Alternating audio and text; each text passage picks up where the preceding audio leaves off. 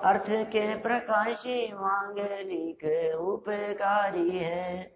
तिनको स्वरूप जान रागते भई जो भक्ति, काय को नवाई स्तुति को ऊंचा। धन्य धन्य तिन ही ते काज सब आज भाई, कर जोड़े बारे बारे वंदना हमारी है। मंगल कल्याण सुख ऐसो हम चाहते हैं, ओ मेरी ऐसी दशा जैसी तुम धारी है। ओ मेरी ऐसी दशा जैसी तुम धारी है। ओ मेरी ऐसी दशा जैसी तुम धारी है। क्षत्र चूड़ामणि नामक ये ग्रंथ जीवनधर स्वामी 12 भावनाओं का चिंतन कर रहे थे। अनित्य, अशरण आदि इन 12 भावनाओं का चिंतन करते हुए संवर भावना तक की चर्चा हम पीछे कर चुके हैं। पूरी हो गई थी ना। मानसिक पीड़ा, प्रत्यक्ष दुख, ये सब बातें हमने देख ली थी। यदि इन दुखों से मुक्त होना चाहते हो तो संवर करो। संवर, संवर ये क्या होता है? संवर, संवर माने रोकना। ये तो शब्दार्थ है, आते हुए कर्मों का रोकना। और ये आते हुए कर्मों का रोकना, ये कहना व्यवहार कथन है। सच में कर्मों को रोकने की ताकत तेरे में है नहीं। कैसे रोकेगा कि कर्म दिखते नहीं है, कर्म पकड़ में आते नहीं है। तुम कहो कर्मों को रोक लो रोक लो, कैसे रोको कर्मों को? अपना काम तो अपने में आना है। जब स्वयं स्वयं में आ जाता है तो आते हुए कर्म अपने आप रुक जाते हैं। क्या करते हैं रोकने के लिए? बस अपना उपयोग, उपयोग माने ज्ञान की पर्याय, अपनी ज्ञान की पर्याय जब अपने ज्ञायक के साथ में जुड़ती है तो अपने आप ही आते हुए कर्म अपनी योग्यता से स्वयं रुक जाते हैं। और आते हुए उन कर्मों के अपने आप रुक जाने का नाम ही संवर है। तो ये संवर तो हो गया कि नहीं? सम्यक दर्शन होने पर होता है संवर। चौथा गुणस्थान होने पर होता है संवर। जब गुणस्थान चौथा होता है तो 41 कर्म प्रकृतियों का आश्रम रुक जाता है, संवर हो जाता है। मनुष्य गति के जीवों की अपेक्षा से 41 और 6 47 कर्म प्रकृतियों का आश्रम रुक जाता है मनुष्य गति के जीवों के, सम्यक दृष्टि जीवों की अपेक्षा से। क्योंकि उनके मनुष्य आयु, मनुष्य गत्यानुपूर्वी, ये सब प्रकृतियां भी तो रुक जाती है ना। और तिर्यंच गति, तिर्यंच गत्यानुपूर्वी, ये क्या नाम है इसका, वज्र वृषभ नाराज सैनन, नहीं 6 10 है। हाँ, तो ये आश्रम रुक जाता है इनका। अभी कितने, कैसी स्थिति हुई है? संवर की बात है। ऐसा संवर हो गया जीवन में। अब संवर होने पर अब अंदर में जो बैठे हुए हैं उनका क्या होगा? ये तो नए तो नहीं आ रहे, अंदर में पहले के बैठे हुए भी है ना। उनकी निवृत्ति का क्या होगा? अपने आप ही खत्म हो जाएंगे। अब अंदर के भी निकालना पड़ेगा, उसके लिए विशेष पुरुषार्थ करना पड़ेगा। और उस पुरुषार्थ को यहां निर्जरा अनुप्रेक्षा के माध्यम से बता रहे हैं। देखिए 63 नंबर का ये श्लोक है और पेज नंबर है 539। 539 पेज पढ़ दिए मैंने। देखो, रत्नत्रय प्रकर्षेण बद्ध कर्म क्षयोपिते, आत्मातः कथमप्यनिर्दाय्यं किं वावशेषयेत्। हे आत्मन, सम्यक दर्शन, सम्यक ज्ञान, सम्यक चारित्र की वृद्धि से तेरे संचित कर्मों का भी नाश हो ही जाता है। देखो कितना सुंदर कह दिया इन्होंने, इनकी वृद्धि से। रत्नत्रय प्रकर्षेण, रत्नत्रय प्रकर्षेण, क्योंकि रत्नत्रय की उत्पत्ति तो संवर है और रत्नत्रय की वृद्धि ये निर्जरा है और रत्नत्रय की पूर्णता वो मोक्ष है। संवर निर्जरा मोक्ष। तो रत्नत्रय की उत्पत्ति वो संवर, कई तरह से कहा है। सुख की उत्पत्ति वो संवर, शुद्धि की उत्पत्ति वो संवर। ये सब निश्चय से व्याख्याएं, अंतरंग से व्याख्या है ये। शुद्धि की उत्पत्ति, सुख की उत्पत्ति, अतीन्द्रिय आनंद की उत्पत्ति, सम्यक दर्शन की उत्पत्ति, ठीक है ना, रत्नत्रय की उत्पत्ति, ये सब संवर, सब एक अर्थवाची हैं। अब इन सब की लगाओ वृद्धि, पूर्णता ने वृद्धि, शुद्धि बढ़ने लगी, सुख बढ़ने लगा, रत्नत्रय की वृद्धि हो गई, बोले ये सब है निर्जरा, जहां इनकी वृद्धि है। और जब इन सब की पूर्णता हो जावे तो समझ लेना मोक्ष हो गया। तभी यहां रत्नत्रय की वृद्धि से क्या होता है, तेरे संचित कर्मों का भी नाश हो ही जाता है, स्वयमेव नाश हो जाता है। भाषा ऐसी है, किया नहीं जाता, नाश किया नहीं जाता, अपने आप हो जाता है। सब होती सहज है, सहज साध्य है, माथे पे वजन नहीं होता है। माथे पे ऐसा नहीं मैं कर्मों को नाश करूं, मैं कर्मों को नाश करूं, ये नहीं। तू अपना काम कर, कर्म अपने आप नाश हो जाएंगे। बोलो, अब काम होता है इधर और दिखता है उधर, उपयोग जाता है अंदर, तो काम तो इधर हुआ और दिख कहां रहा है कि कर्म जा रहे हैं, साहब कर्म जा रहे हैं, कर्मों की निर्जरा हो गई, ये दिखेगा उधर। ऐसा ही होता है भैया, सारे दुनिया के काम में ऐसे ही होता है। माने दुनिया का कोई भी काम उठा करके देख लो, जब आप काम देखेंगे तो असली काम इधर हुआ और उसका प्रदर्शन हुआ इधर। लगाओ आप उदाहरण, देखो आपने लाइफ में देखो, दैनिक जीवन में देखो, स्विच बंद किया अपन ने वहां और लाइट बंद होगी यहां, काम उधर हुआ है, दिखेगा यहां। समझ में आ रही है बात? गियर आपने घुमाया यहां, स्टीयरिंग चलाया यहां, वो गाड़ी चलती हुई दिखती है वहां। ये सब ऐसे होते हुए दिखाई देते हैं काम। तो असली काम हुआ इधर, प्रदर्शन होगा बाहर में, दिखेगा बाहर में। ये शुद्धि भी अंदर हुई, शुद्धि की वृद्धि भी अंदर हुई, निर्जरा के लिए काम भी अंदर हुआ, और कर्म की निर्जरा होती हुई दिखी वो बाहर में स्वयमेव। ऐसा होने पर ऐसा होता है। उदाहरण दिया, जैसे धोखनी से उद्दीप्त हुई अग्नि दाह्य वस्तु को क्या किसी प्रकार बाकी रहने देती है? बिल्कुल नहीं रहने देती। फूंक फूंक मारते हो चूल्हे में, देखा है? देखें अपन लोग तो उस जमाने के हैं जिन्होंने देखा है। देखा क्या सात्विक है? फूंकनी धोकनी देखे?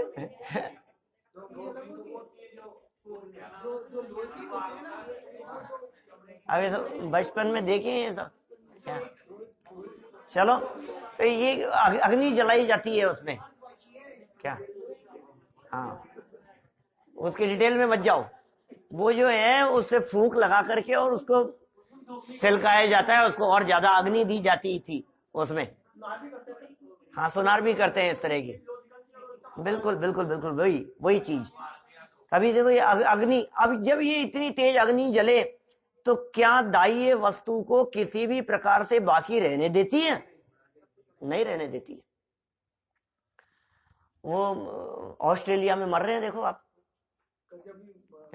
कैसी आग लगी है, करोड़ों। अभी आती पहले, अभी तो आया मैं स्टेशन से, जैसे ही घर पहुंचा न्यूज़पेपर पढ़ा था बाहर, तो बस 1 मिनट पेज देखा तो फ्रंट पेज पे ही 100 करोड़ दिमाग के घूम जाता है सोचते ही देखते ही। 100 करोड़ पशु जलकर खाक हो गए। ऐसी आग ऑस्ट्रेलिया में, सिडनी में ऐसी आग लग रही है। अंदाजा लगता है धीरे धीरे बढ़े हैं ना, ऐसे अचानक 100 करोड़ थोड़ी ना कहती है। आज ही 100 करोड़ के हो गए हो एकदम, ऐसा थोड़ी ना। पिछले 15 दिन से चल रही है ना ये तो प्रक्रिया मरने की। क्या हालत है ये हमने ऐसे पशु बनकर के ऐसे काल बिताया है, जीवन पूरा कर दिया हमने। कैसे तड़पते होंगे बोलो आप उस तड़पन की कल्पना करो। आप ये तड़प रहा है, जल रहा है, ये हमारी दशाएं हैं ऐसी, हमने ऐसे दुख भोगे हैं। अभी वहां हाथी घोड़े वगैरह थे पंचकल्याणक में, सनावद में पंचकल्याणक था, तो सब देख देख करके ऐसा विकल्प आता था कि ये देखो कैसे बेचारे, ये सैनी पंचेंद्री ये खड़ा है, ये है, इसके आंख से आंसू बह रहे हैं, हाथी की आंखों से, ये कुछ नहीं, क्या सोचता है, कैसे इनका क्या जीवन है वो लोग, जो भी। तो माने कितना कैसी स्थिति है, ये तिर्यंच गति में ये हाल ऐसे बिताए हैं हमने, ऐसा समय अनंत काल बिताया है इस प्रकार से, और अब भी यदि नहीं संभले तो दोबारा वही दशाएं, उसी तिर्यंच दशा में, और वो भी मिल जाए तो भाग्यशालियों की बात है। क्या त्रस पर्याय मिलना दुर्लभ है, त्रस पर्याय मिलना। मैंने कहा वहां तो सब कल्याणकों पे प्रवचन करते समय बीच बीच में मैंने बात कही मनुष्य जन्म की दुर्लभता के संदर्भ में, असंख्यात भाव देव पर्याय के मिले तो एक भाव मिलता है मनुष्य का। हाँ हाँ, बहुत बहुत दुर्लभ है। ये कह रहे हैं यहाँ देखो, किसी प्रकार बाकी रहने नहीं देती, बिल्कुल रहने नहीं देती। जैसे वायु आदि के निमित्त से प्रज्वलित होती हुई अग्नि सभी जलने योग्य पदार्थों को नियम से जलाती है, जलाए बिना किसी को नहीं छोड़ती, वैसे ही सम्यक दर्शन, सम्यक ज्ञान और सम्यक चारित्र की प्रकर्षता से पूर्व संचित समस्त कर्मों का भी सर्वथा नाश हो ही जाता है। बैठे पूर्व चोर, पूर्वबद्ध बैठे पूर्व चोर क्या है? ज्ञान दीप तप तेल भर, घर सोधे भ्रम चोर, या विद बिन निकसे नहीं, बैठे पूरब चोर। ये निर्जरा भावना 4 लाइनों में लिखी है, 2 पे रुक गए आप लोग। पंच महाव्रत संचरण, समिति पंच प्रकार, प्रबल पंच इंद्रिय विजय, धार निर्जरा सार। 4 लाइन में सारी भावनाएं 2-2 लाइन में लिखी बुधरदास जी ने। पता नहीं बुधरदास जी को क्या जची, क्या कि निर्जरा में 4 चांद लगा, 4 लाइनें लिख दो। क्या जची उनको, अरे क्या गजब पंक्तियां लिखी है। उपमाएं देखो आप, ज्ञान दीप, ज्ञान दीपक, दीपक ज्ञान का, तप तेल भर, ज्ञान रूपी दीपक में तप रूपी तेल भरकर। अब वो दीपक जल गया, ज्ञान का दीपक जलाओ कि साहब तेल, बोले तप का तेल। माने देखो 2 बातें कह करके भूधरदास जी ने इस बात को स्पष्ट कर दिया कि कोरा ज्ञान यदि है तो वो शुष्क ज्ञान कहलाएगा, काम नहीं होगा। और ज्ञान के बिना यदि तप अकेला है तो बोले कुछ सिद्धि नहीं होगी। पंडित साहब कहते हैं ज्ञान क्रियाभ्याम मोक्ष है, ज्ञान और क्रिया। तो ज्ञान का तो दीपक और तप का तेल, इन दोनों का जब सुमेल होगा तो निर्जरा होगी। ज्ञान दीप तप तेल भर, क्या करें? अब आजकल का तो जमाना लाइट का है, लाइट जलाओ, कोई है तो नहीं। वो जमाना तो दीपक का जमाना था। ऐसे दीपक को जला करके जब घर में शोधें, भ्रम छोड़ करके, अरे नहीं आलस मत करो, घर खुले पड़े थे, दरवाजे खुले मिले अपने को, एक बार देख लो। अब अंदर जाकर के दरवाजे बंद करने का काम नहीं, पहले देखो ढंग से, ध्यान से, दीपक जला करके, कहीं कोई छिप करके चोर तो बैठा हुआ नहीं है। भ्रम छोड़, ज्ञान दीप तप तेल भर, भ्रम घर शोधे भ्रम छोड़, और या विद बिन निकसे नहीं, बैठे पूरब चोर। अरे पहले के बैठे हुए जो चोर अंदर में बैठे हैं, कर्म रूपी चोर, वे लुटेरे। अंदर में अंधकार था, अंदर में जब ज्ञान का दीपक जला हुआ नहीं था, तो उस अंधेरे में सुध बुद्धि ना ही रही है, मिथ्यामति छाई गई है, मर्यादा क्या करें, कैसी हालत थी। और हे जिनेंद्र देव, ये जो कर्म रूपी चोर ज्ञान धन मेरो हरियो, ये चोर बैठे थे अंदर। अब क्या हुआ कि ज्ञान का दीपक और तप का तेल डाल करके जब मैंने अपने घर को देखा तो पूर्व के बैठे हुए चोर निकल करके भागने लगे, भागते फिरे। इसका नाम निर्जरा है। ये कहा है संचित कर्म के है, क्या शब्द दिए, पूर्व संचित समस्त कर्मों का भी सर्वथा नाश हो ही जाता है सम्यक दर्शन से, सम्यक ज्ञान से और सम्यक चारित्र की प्रकर्षता से। ये क्या है ये सम्यक दर्शन, सम्यक ज्ञान और सम्यक चारित्र?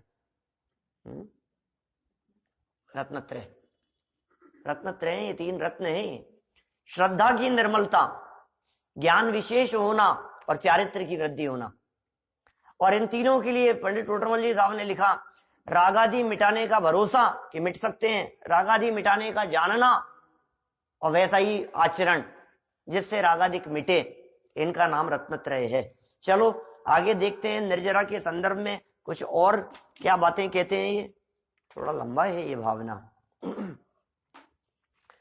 क्षयादनास्त्र वाच्यात्मन कर्मणामसि केवली निर्गमे च प्रवेशे च धारा वंदे कुतो जलम। वाह, हे आत्मन, पूर्व संचित कर्मों के क्षय से और आगामी आने वाले कर्मों के निरोध से तू केवली है। तू केवली है। केवली है माने भगवान है, केवली है माने परमात्मा है। ये जीवनधर स्वामी विचार कर रहे हैं, जब कर्म आते हुए रुक गए और पूर्व के बैठे हुए कर्म चले गए तो फिर मैं कौन? मैं भगवान, मैं परमात्मा। ये कैसा जैन दर्शन है जो भगवान की बात कह रहा है, भगवान बनने की बात कह रहा है। जैसे सरोवर में पूर्व संचित जल के निकल जाने पर और नवीन जल के नहीं आने पर पानी कहां से हो सकता है? सरोवर सूख जाता है। मंगतराज जी ने लिखा है इस तरह का, जो जैसे सरोवर का जल सूख जाता है उस तरह से ये निर्जरा होती है, क्योंकि अंदर आना बंद है ना, एंट्री नहीं है। अब अंदर कितने दिन चलेगा, कब तक चलेगा बतलाओ?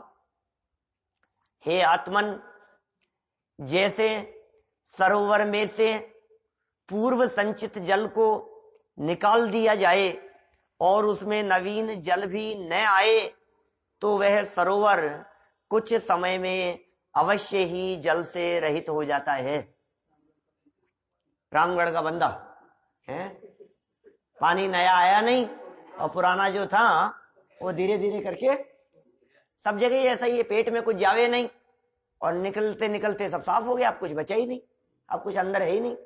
सर में नए बाल उगे नहीं और पुराने झड़ते चले जाएं तो फिर क्या होगा? क्या सपाट है फिर?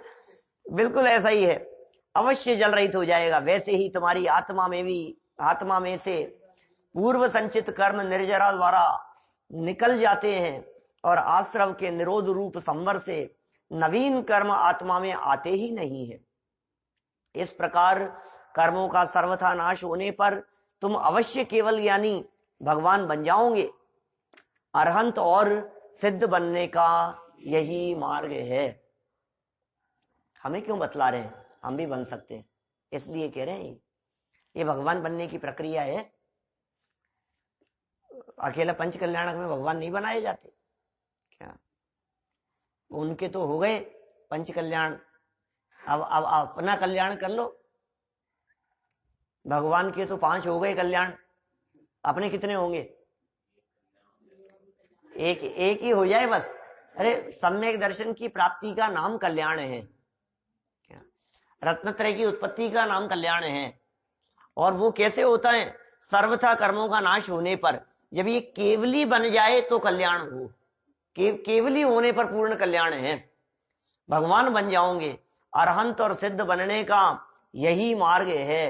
रोजाना कहते तो हो अरहंत सिद्ध बनने की बात, हो मेरी ऐसी दशा। रोजाना बोलते तो हो आप, लेकिन होगा कैसे? क्या उन्होंने, बड़े पंडित जी ने बहुत सुंदर लाइनें लिखी, वहां पंचकल्याणक में सुनाना चाहता था क्या, लेकिन जितने प्रवचन हुए एक में भी वो बात जवान तक आई ही नहीं। अब वो यहां आने के बाद आनी थी क्या। उनकी पूजन की लाइनें हैं, 4 लाइनें। जिस प्रकार पाषाण खंड में शिल्पी बिंब प्रकटाता है, मंत्र विधि से हो ये प्रतिष्ठा त्रिजग पूज्य हो जाता है। क्या साहब, पूजन की लाइनें हैं, जल का छंद है। क्या लिखा? जिस प्रकार पाषाण खंड में शिल्पी बिंब प्रकटाता है, मंत्र विधि से हो ये प्रतिष्ठा त्रिजग पूज्य बन जाता है, उस प्रकार मैं निज परिणति में गायक का प्रतिबिंब धरूं। क्या क्या लिखा? उस प्रकार मैं निज परिणति में गायक का प्रतिबिंब धरूं, रत्नत्रय से होए प्रतिष्ठा त्रिजग पूज्य पद प्राप्त करूं। क्या क्या क्या बात लिखी है, बोलो। हाँ, रविंद्र जी की, रत्नत्रय से होए प्रतिष्ठा। क्या? हाँ, रत्नत्रय से प्रतिष्ठा हो भाई साहब, तो त्रिजग पूज्य पद की प्राप्ति हो जावे। गायक का प्रतिबिंब धरे अपनी निज परिणति में, मैं गायक हूं, मैं भगवान हूं, मैं कर्म से रहित हूं, मैं द्रव्य कर्म से रहित हूं, भाव कर्म से रहित हूं, नौ कर्म से रहित हूं। अरे रहित था तो रहित हो जाता है। आपको ऐसा लगेगा दीपेश जी कि रहित होगा तब ना, अभी रहित थोड़ी ना है, अभी रहित है वर्तमान में। यदि वो भिन्न ना हो तो भिन्न कैसे किया जा सके, बोलो। हम आपसे पूछते हैं, सोना और चांदी, सोने में मिलाई गई खोट, जो भी उसमें मिलाया गया, जो धातुएं मिलती है उसमें, और सुनार ने देख करके कहा कि इसके अंदर इतनी अशुद्धता है, क्या तो बताओ, अब उस अशुद्धता को वो कहेगा साहब इसको शुद्ध करना पड़ेगा, तो मैं ये निकाल दूंगा और ये निकल जाएगा। तो हमें तुमसे ये पूछना है कि वो अशुद्धता उसमें थी या नहीं थी। अब 2 जवाब हैं। नंबर 1, थी तभी तो निकलेगी। अब नंबर 2, यदि उसमें होती तो निकल नहीं सकती थी। क्या? यदि उसमें ही होती ना, गोल्ड में ही, तो निकल नहीं सकती थी। सोनार ने देख करके पहचान लिया कि इतना तो सोना है और बाकी जो चीज है ना वो अलग है, तो जो अलग है उसको अलग कर सकता हूं। कि साहब कैसे पता लगा? कि जब अलग हो गए तो पता लगा कि अलग ही थे। महीने भर बाद में करेंगे ये चर्चा, महीना 1.5 महीना तो लग जाएगा वहां तक पहुंचने में। क्या करीब 23 पेज के आसपास की बात है, 23 या 25 नंबर पेज पर है मोक्ष मार्ग प्रकाशक में। अब शुरू करेंगे इसके बाद, अभी तो ये पूरा हो फटाफट। उसमें 4 उदाहरण दिए कर्मों से आत्मा की भिन्नता के संदर्भ में। आत्मा और कर्म भिन्न भिन्न है। बोले कैसे जाना? कि साहब अनादि से है और फिर भी भिन्न, कि हाँ ये भिन्न थे तभी तो भिन्न हुए। तो उन्होंने उदाहरण दिए, तुस कण, तिल तेल, दूध पानी, और ये स्वर्ण और किट्टी काली मां। ये 4 एग्जाम्पल दिए वहां। बोले पहले से अलग थे। अच्छा, शरीर और आत्मा ये एक ही है कि अलग अलग है? अभी जिंदा है तब है, जिंदा है तब भी अलग अलग है। एक दिख रहे हैं क्या? एक दिख रहे हैं, अलग अलग है। शरीर और आत्मा जिस तरह से एक दिखने पर भी अलग अलग हैं, इसी तरह से द्रव्य कर्म और आत्मा ये दोनों एक साथ होने पर भी वर्तमान में अलग अलग हैं।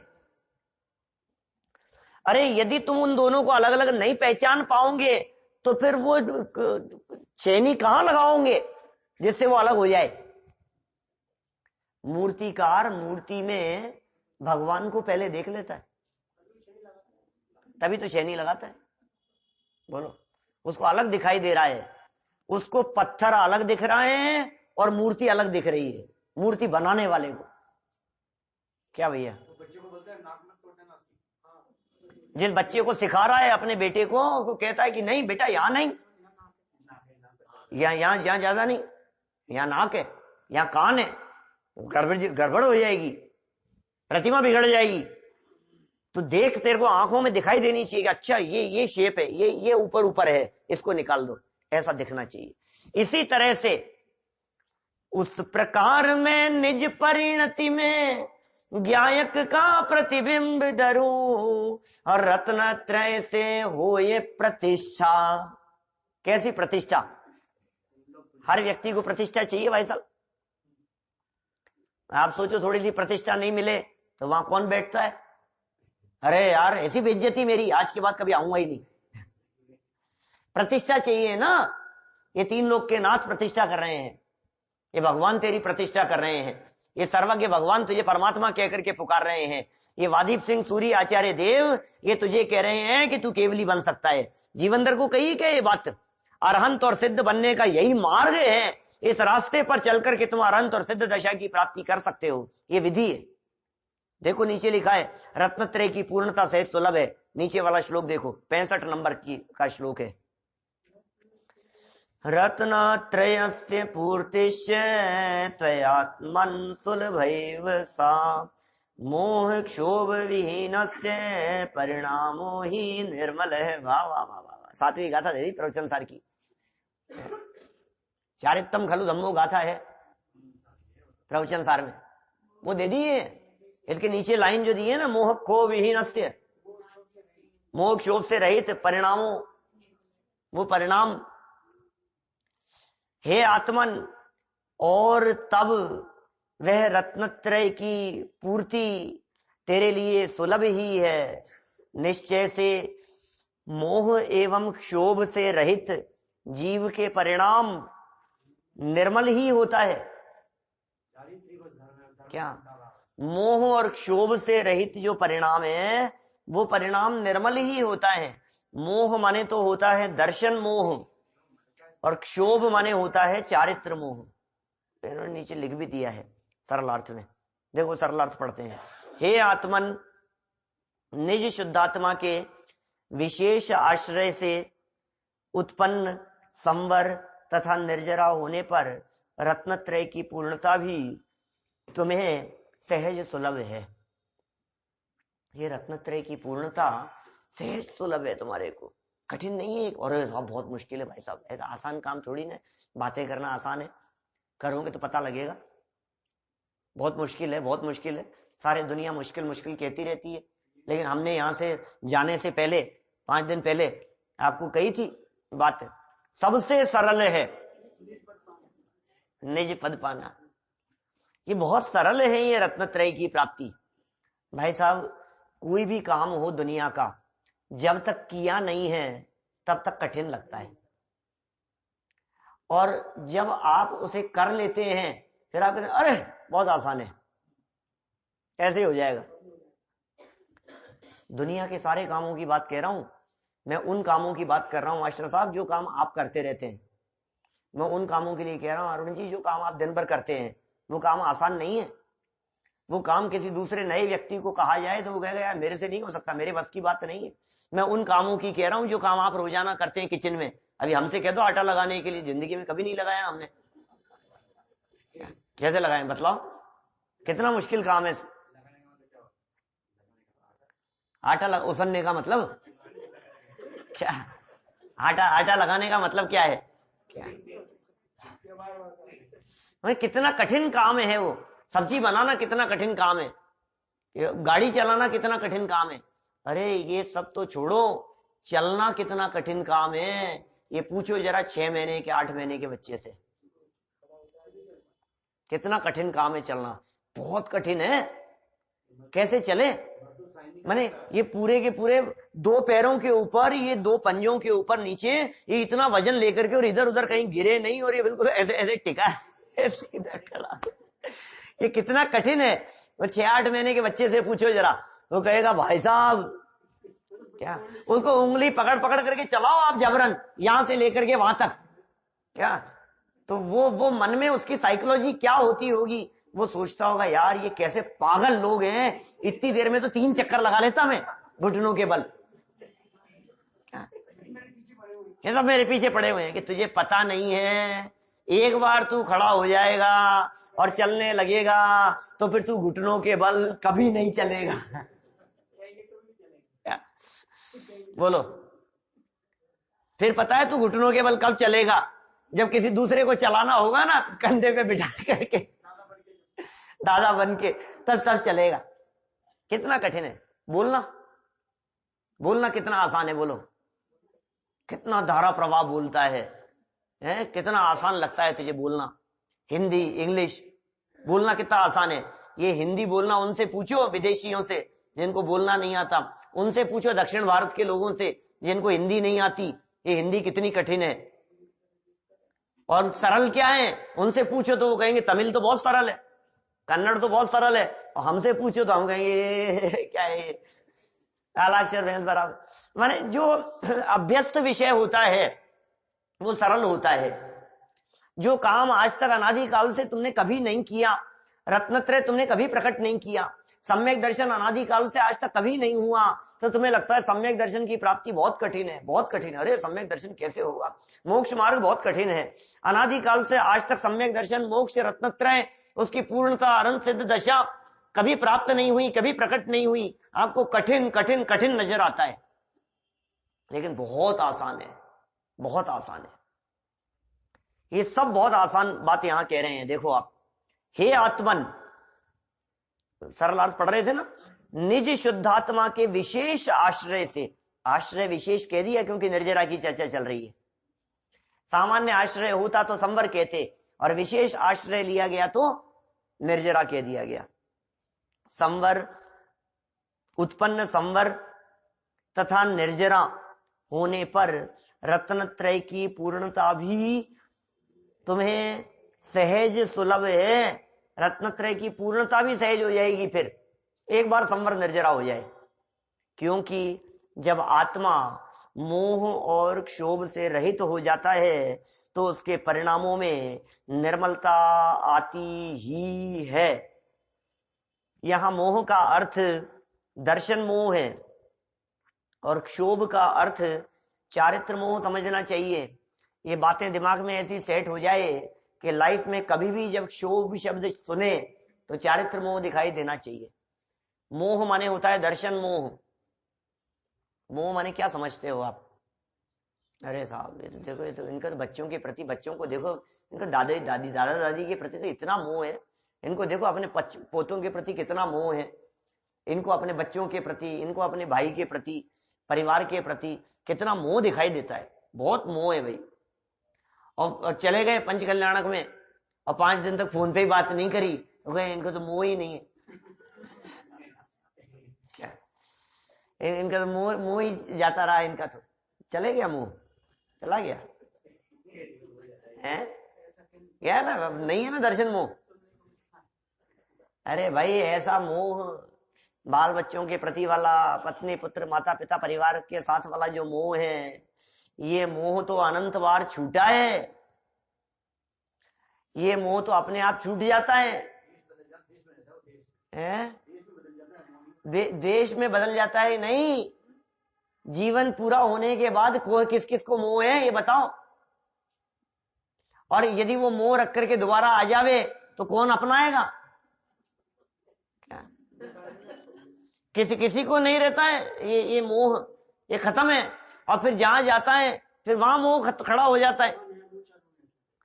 आचार्यों ने कभी परिवार के प्रति मोह को मोह शब्द से संबोधित नहीं किया, जिनागम में कहीं भी इसे मोह नहीं कहा। ये मोह तो भ्रमजनित है।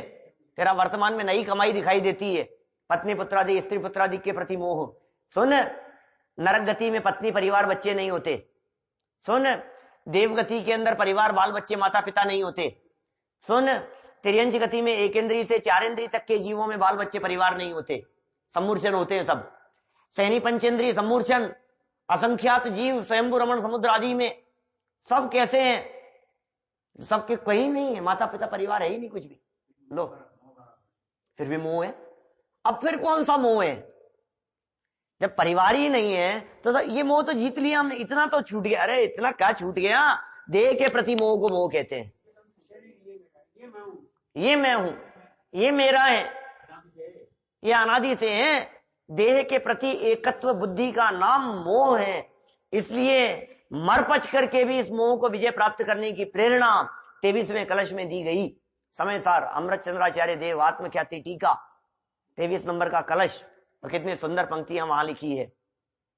आई कथम अपि मृत्वा तत्व कौतूहली सन अनुभव भव मूर्ते पार्श्ववर्ती मुहूर्तम प्रथगत विलसंतम स्वम समालोक्य येन त्यजसी जगिति मूर्त्या साकमेकत्व मोहम।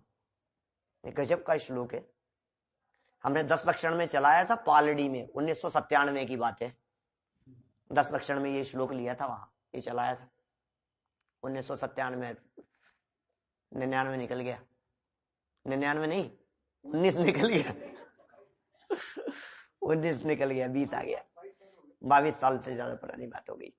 एक बहुत सुंदर चर्चा है। मैंने देख, ये मोह है। आई कथम, मर पच करके भी ऐसी प्रेरणा दी है। मरने की कीमत पर भी, कि जहां मौत दिखाई दे रही हो फिर भी छोड़े नहीं, इसका मतलब वो मोह कितना ज्यादा होगा। किसी व्यक्ति को ये दिखाई दे रहा है कि यहां मर रहा हूं मैं, ये देखो ये आग आ रही है मेरे पास में, और फिर भी उधर आग लगी है और फिर भी दौड़ता हुआ आग के अंदर चला गया, इसका मतलब वो मोह कितना ज्यादा है। क्यों? क्योंकि 2 साल का बच्चा अंदर रह गया था। अब वो मोह है। मौत की कीमत पर भी काम जब किया जावे तो कहते हैं अब तेरे को लगन लगी है। ऐसी लगन लगी है क्या सम्यक दर्शन प्राप्त करने की? ऐसी लगन लगी है क्या आत्मानुभव की? ऐसी लगन है क्या भेद विज्ञान की? ऐसी लगन है क्या भगवान बनने की? जैसी लगन पैसा कमाने की दिखाई देती है, बोलो, ये दिखता नहीं है हमारे को। ये लगन लगनी चाहिए इस प्रकार की। क्या ये भेद विज्ञान की चर्चा? सबको चाहिए शांति, सबको सुख शांति चाहिए दुनिया में। और ये जो जवानी के जोश में दौड़ता हुआ दिखाई देता है ना, एक स्टेज ऐसी आती है जब इसको लगता है कि यार अब थोड़ा सा। रात को ट्रेन में आ रहे थे और वो उधर इंदौर में कॉन्फ्रेंस थी डॉक्टर्स की, तो हमारे कोच में सब डॉक्टर ही डॉक्टर थे, जयपुर के। क्या सारे डॉक्टर थे। हमारे बगल में भी डॉक्टर थे, हमें नहीं पता था उनका, वो हमें नहीं जानते थे, हम उन्हें नहीं जानते थे। क्या बात चली तो पता लगा कि ये विद्वान है हमारे। तो वो लेटे हुए उठ करके बैठ गए कि हमें बतलाओ कोई बात, ज्ञान की कुछ बात समझा दो, कुछ बोलो आप। फिर बाद में चर्चा के दौरान उन्होंने कहा कि उम्र 65 करीब हो गई हमारी, लेकिन ये जो बात है, ये जो असली मर्म की बात है, ये बात कभी सुनी नहीं, कभी समझी नहीं कभी हमने। क्या और अब हमें लगता है कि अब ये पैसा तो बहुत कमा लिया, लेकिन ये कब कमाएंगे, या अब ये कमाने का समय आया है। कौन सी उम्र में? डॉक्टर कह रहे थे वो तो। क्या मैंने ये एक एज के बाद में व्यक्ति को लगने लगता है कि पैसा तो बहुत कमा लिया, प्रतिष्ठा भी सब हो गई, अब थोड़ा सा कुछ आत्म कल्याण, अब थोड़ा सा धर्म कर्म कर लेंगे। क्या ऐसा लगता है ना एक, अभी तो जोश है, अभी तो कमाए जाओ कमाए जाओ कमाए जाओ। ये बहुत मुश्किल है भाई साहब, ये रुचि इधर की आना, ये बात जचना, ये बात समझ में आना, क्योंकि ये समझ में नहीं आती है हमारे को। ये रत्नत्रय की बात कह रहे हैं यहाँ, इससे प्रतिष्ठा की बात कह रहे हैं, सुलभ है। हाँ रागद्वेष ही है ना, लिखा है ना रागद्वेष। मोह माने मिथ्यात्व माने दर्शन मोह, और क्षोभ माने चारित्र मोह माने रागद्वेष। चारित्र मोह कहते हैं रागद्वेष को, कषायों को, क्रोध मान माया लोभ को।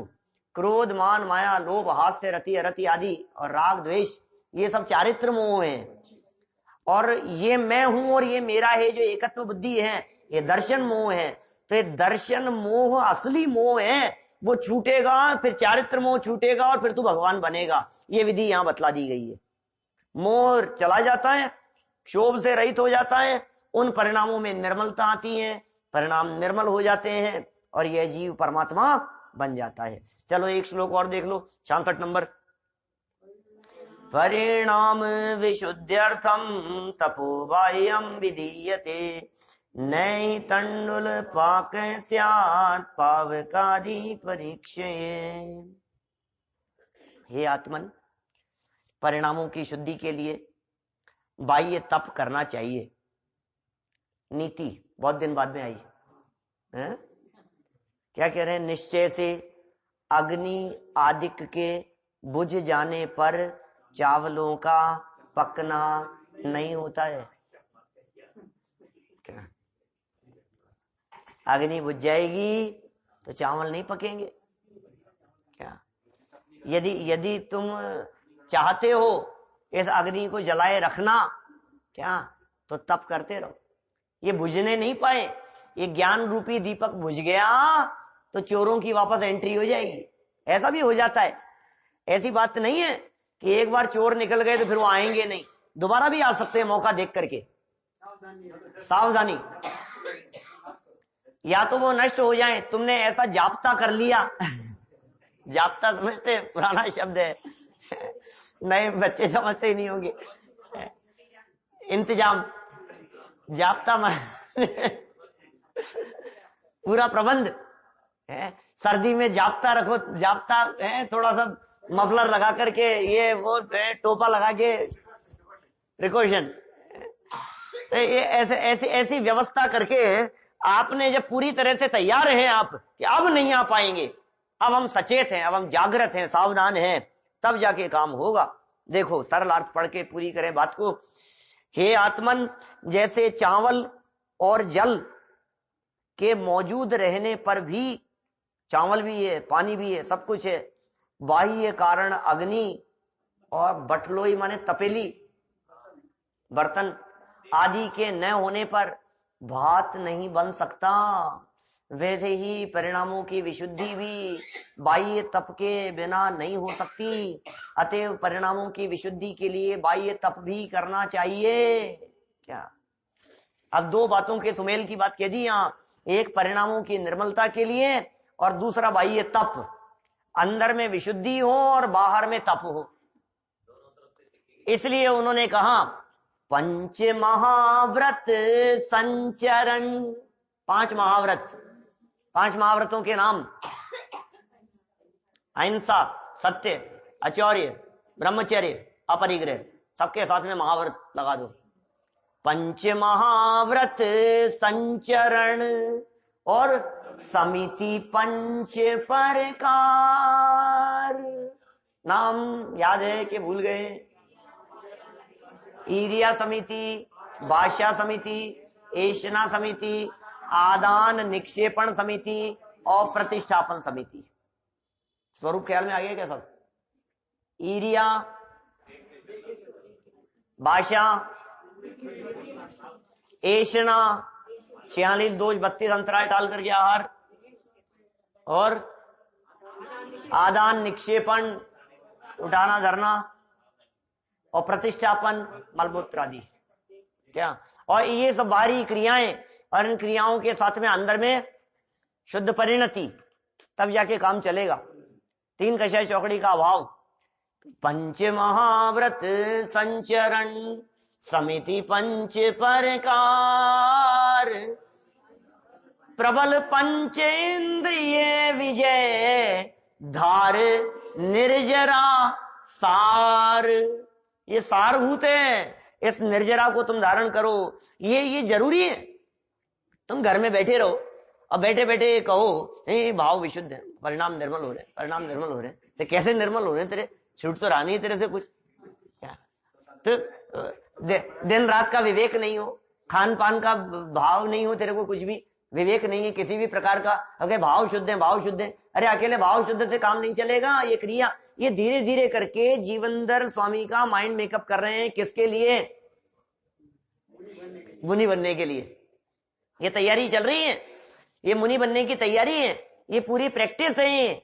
माने इस प्रक्रिया पूर्वक समझो, भाव बनाओ, भावों की विशुद्धि हो, परिणामों की निर्मलता हो, और परिणामों की और भावों की विशुद्धि और निर्मलता पूर्वक बाहर में उत्तरोत्तर पर वस्तुओं का त्याग हो। अरे ज्ञान में त्याग होता है, पर को पर जान लिया तो फिर त्याग करना कठिन नहीं होता है। पिछले श्लोक में कह दिया था, आसान होता है, कठिन नहीं है। सर्दी सहन करना ये कठिन नहीं है, ये आसान है। क्यों नहीं होता है? क्योंकि देह के प्रति अपनापन है, ये मोह बैठा हुआ है, इसलिए तेरे से हो नहीं पा रहा है। ये कह रहे हैं भाई देख, बाह्य तप के बिना कुछ नहीं हो पाएगा। परिणामों की विशुद्धि भी चाहिए और बाह्य तप भी चाहिए, दोनों चाहिए। और विशुद्धि भी हो, देखो वैसे ही परिणामों की विशुद्धि भी बाह्य तप के बिना नहीं हो सकती, इसलिए बाह्य तप जरूरी है। अतएव परिणामों की विशुद्धि के लिए, परिणामों की विशुद्धि की वृद्धि के लिए बाह्य तप भी करना चाहिए। अब ये बाह्य तप क्या क्या है? अनशन है, उनोदर है, लेकिन किस लिए करना चाहिए ये ध्यान देना। मैं उपवास कर लेता हूं ना, वीक में एक दिन, मतलब अष्टमी के दिन, 14 के दिन में थोड़ा सा उपवास कर लेता हूं तो पेट ठीक रहता है, तबीयत ठीक रहती है। ये किस लिए कह रहे हैं? परिणामों की विशुद्धि के लिए। उपवास करता है, परिणाम बिगड़ रहे हैं तो नहीं चलेगा काम। परिणामों की विशुद्धि के लिए बाह्य तप, अनशन हो, उनोदर हो, वृत्ति परिसंख्यान हो, रस परित्याग हो, विविक्त शय्यासन हो, काय क्लेश हो, फिर आगे बढ़ते हुए प्रायश्चित, विनय, वैयावृत्त, स्वाध्याय, विसर्ग, ध्यान, ये सब हो। ये सारी जब प्रक्रिया अंदर में चलती हैं तो फिर मुक्ति का मार्ग अत्यंत स्पष्ट क्लियर होता हुआ मुक्ति दिखाई देने लगती है। और ये सारी दशाएं अल्पकाल में जीवनधर कुमार के जीवन में तो प्रकट होने ही वाली हैं, हमारे जीवन में भी जल्दी ही प्रकट हो जावे। इसी भावना से बात को यही विराम देता हूं।